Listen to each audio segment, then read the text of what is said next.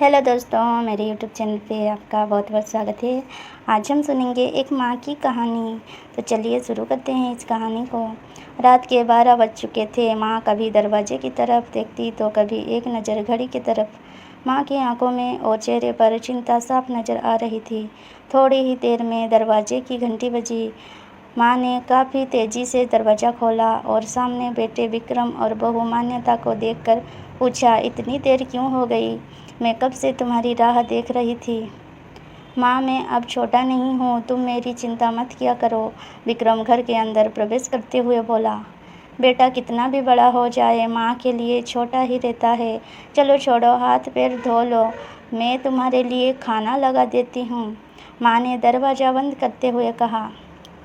माँ जी, हम बाहर से खाना खाकर आए हैं, आप खा लीजिए, हम सोने जा रहे हैं, बहू मान्यता ने कहा।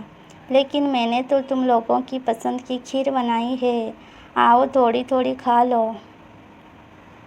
माँ, तुझे एक बार में समझ में नहीं आता क्या? तेरी बहू ने कहा ना, हम बाहर से खाना खाकर आए हैं, क्यों परेशान करती है? जा तू खीर खा ले और सो जा, और हमें भी शांति से सोने दे। माँ अकेले कैसे खीर खा सकती थी और उसे बिना खाए नींद कैसे आ सकती थी, क्योंकि बेटे के इंतज़ार में उसने भी कुछ नहीं खाया था। वो किचन में गई, एक गिलास पानी पिया और अपने रूम में चली गई। सुबह 10 बजे विक्रम की आंखें खुली। बाजू में मान्यता अभी भी सो रही थी। विक्रम हॉल में आया तो लैपटॉप के पास रखी एक चिट्ठी पर उसकी नज़र पड़ी। यह चिट्ठी किसकी हो सकती है, ये देखने के लिए उसने चिट्ठी खोलकर पढ़ना शुरू किया। मेरे लाल, तू सोच रहा होगा कि एक ही घर में रहते हुए ये चिट्ठी क्यों मैं तुम्हें बोलकर भी ये बात बता सकती थी। हाँ, बता सकती थी अगर तू मेरी बातें सुनना चाहता तो। किसी एक्सप्रेस गाड़ी की तरह तू आता है और कुछ ही पलों में निकल जाता है। खैर, वो सब जाने दो। कल तुम्हारा जन्मदिन था, इसीलिए मैंने खीर बनाई थी। सोचा कम से कम आज के दिन साथ में बैठकर खाना खाएंगे। मगर मैं ये बात भूल गई थी कि मेरा बेटा बड़ा हो चुका है, तो अपने दोस्तों के साथ पार्टी करेगा। खाना खाकर आया। चलो, मुझे इस बात की खुशी ही हुई। मेरी दवाइयाँ ख़त्म हो गई है। मैंने कुछ दिनों पहले तुझे दवाई की एक चिट्ठी दी थी।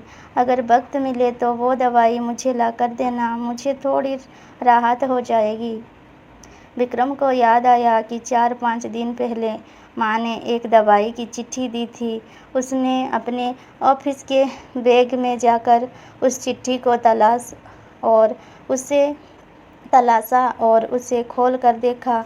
उसमें लिखा था, मुझे ऐसी दवाई ला कर दो जिससे मैं अपने बेटे को भुला सकूं। विक्रम को रियलाइज हुआ कि मुझसे बहुत बड़ी गलती हो गई है।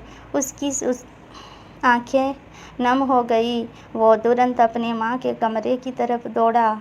सबसे पहले उठ जाने वाली माँ आज क्यों नहीं उठी थी, देखकर उसे आश्चर्य हुआ। उसने माँ को उठाने की काफ़ी कोशिश की, लेकिन माँ एक गहरी नींद में सो चुकी थी। विक्रम के पास फूट-फूट कर रोने के अलावा और कोई चारा नहीं बचा। दोस्तों, ये कहने की ज़रूरत नहीं है कि माँ बाप जीवन में कितने मूल्यवान हैं। उनके रहते हुए ही उनकी सेवा करो, उनसे प्यार करो। वो चले जाएंगे तो कुछ नहीं कर पाओगे।